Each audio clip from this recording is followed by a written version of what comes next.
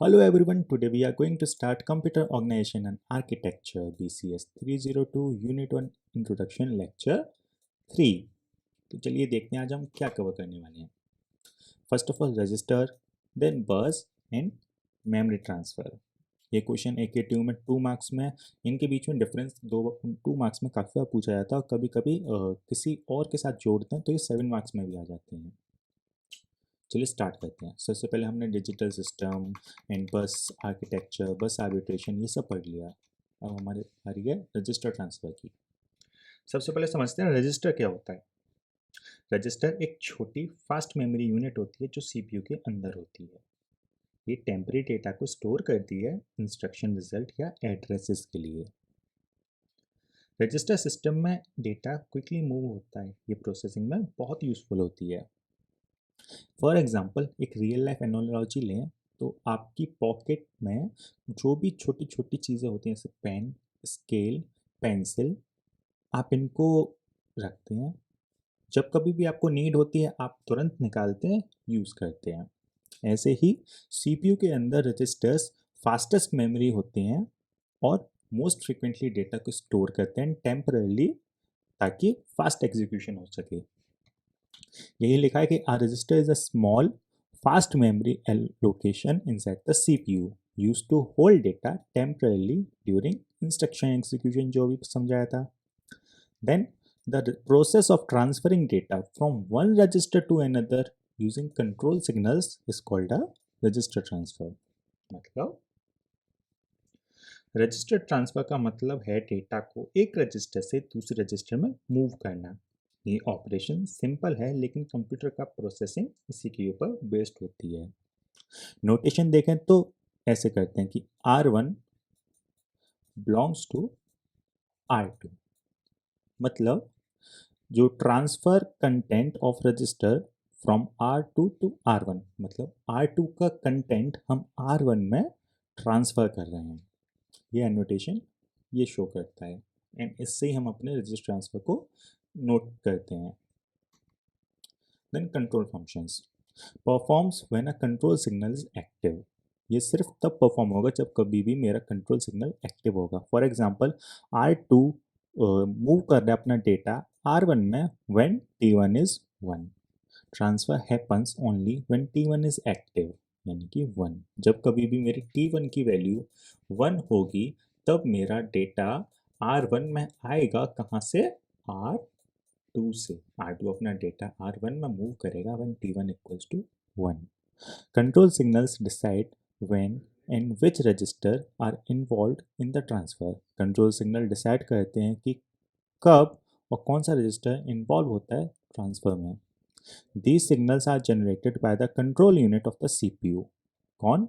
Control unit. बताया था control unit पूरा सब कुछ कंट्रोल करती है in the CPU in the computer, तो वही सिग्नल्स भी जनरेट करेगी, उनको कंट्रोल करेगी। Register transfer R very fast since they occur inside the processor. अब वो प्रोसेसर के अंदर होते हैं तो डेटा मोस्ट फ्रिक्वेंटली आता जाता है सबसे पास किसके पास? रजिस्टर्स के पास, इसलिए वह बहुत फास्ट होते हैं। They are the basis of all CPU operations as every instruction need register movement। So all CPU operations किस पर बेसिस होते हैं मेरे? रजिस्टर ट्रांसफर पर, क्योंकि हर इंस्ट्रक्शन को नीड होती है रजिस्टर मूवमेंट की।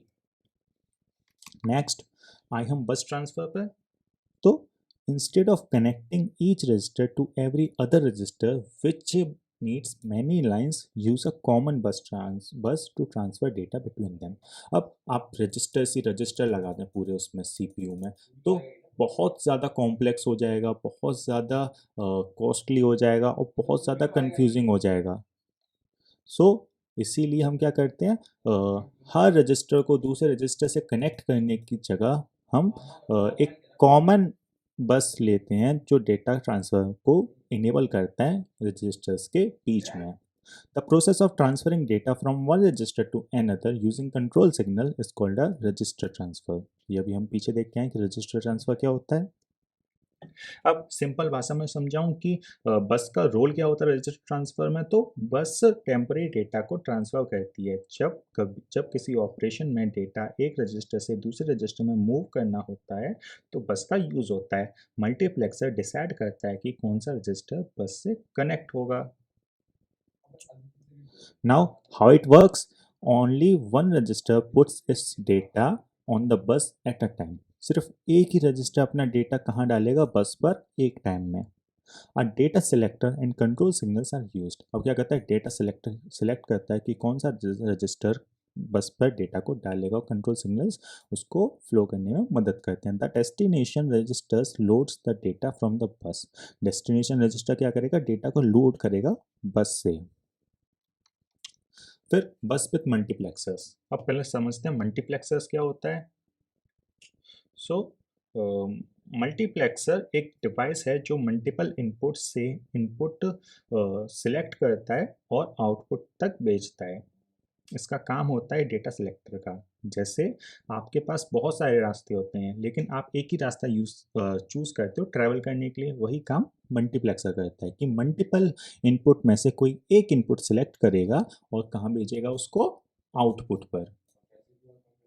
जब डेटा अगर सीओए के अंदर मल्टीप्लेक्सर का रोल हम समझें तो जब डेटा बस एक वक्त में सिर्फ एक सोर्स से डेटा ले सकती है तो मल्टीपल रजिस्टर से कौन सा डेटा बस पर भेजना है ये डिसाइड करता है मल्टीप्लेक्सर। ये कंट्रोल सिग्नल के बेसिस पर सिलेक्ट करता है कि कौन सा रजिस्टर बस से कनेक्ट होगा। सीपीयू में डेटा ट्रांसफर को मैनेज करने में मदद करता है मेरा multiplexer. Uses multiplexer to select one register to output at a time. बताया था वही कि एक ही चूज करेगा और आउटपुट पर भेजेगा। Control signal generate the selected signal. Now example, if we have four registers R1 R2 R3 R4 and want to move data from R2 to R3। अब क्या होगा?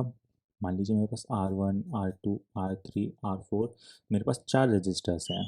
ठीक है, अब मैं क्या करना चाहता हूँ? R2 से R3 पे भेजना चाहता हूँ। अब मैं हर रजिस्टर्स को दूसरे रजिस्टर से तो कनेक्ट नहीं करूँगा, मैं क्या करूँगा? एक कॉमन बस का यूज़ करूँगा।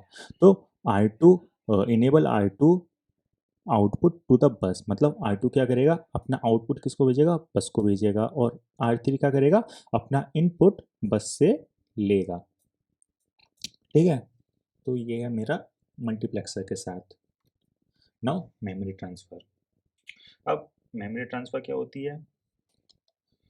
मेमोरी ट्रांसफ़र में डेटा या इंस्ट्रक्शंस मेमोरी से रजिस्टर या रजिस्टर से मेमोरी में ट्रांसफ़र करते हैं। सीपीयू इंस्ट्रक्शंस को एग्जीक्यूट करने के लिए मेमोरी से डेटा फेच करता है और रिजल्ट्स को स्टोर करता है। Memory transfer means movement data between memory and processor register. जो बताया था कि मेमोरी एंड रजिस्टर के बीच में डेटा का मूवमेंट। अब कंट्रोल लाइंस देखें तो रीड, मेमोरी रीड और मेमोरी राइट। मेमोरी रीड क्या होता है? Read signals, read data from the memory.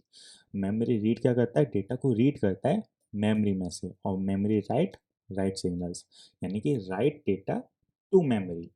अब मेरे पास ये मेमोरी है, ठीक है, मेरे पास एक मेमोरी रीड ऑपरेशन आता है, एक मेरे पास मेमोरी राइट ऑपरेशन आता है। मेमोरी रीड क्या करेगा? रीड करेगा डेटा मेमोरी में से। और मेमोरी राइट क्या करेगा? राइट करेगा डेटा मेमोरी में। ठीक है, so typical operations are read R1 किससे? मेमोरी एड्रेस से। Data from memory at a given address loaded to R1। मतलब हम मेमोरी किसी भी एड्रेस से मेमोरी के डेटा को कहाँ ट्रांसफ़र कर रहे हैं? R1 में। मतलब R1 रीड कर रहा है डेटा को मेमोरी एड्रेस से। राइट करें तो क्या करेगा? R2 अपना डेटा राइट करेगा किसी मेमोरी एड्रेस में, इसमें। ठीक है, data from register R2 stored into the memory at a given address. Next, address register and data register. ठीक है, अब इनको देखते हैं ये क्या होते हैं।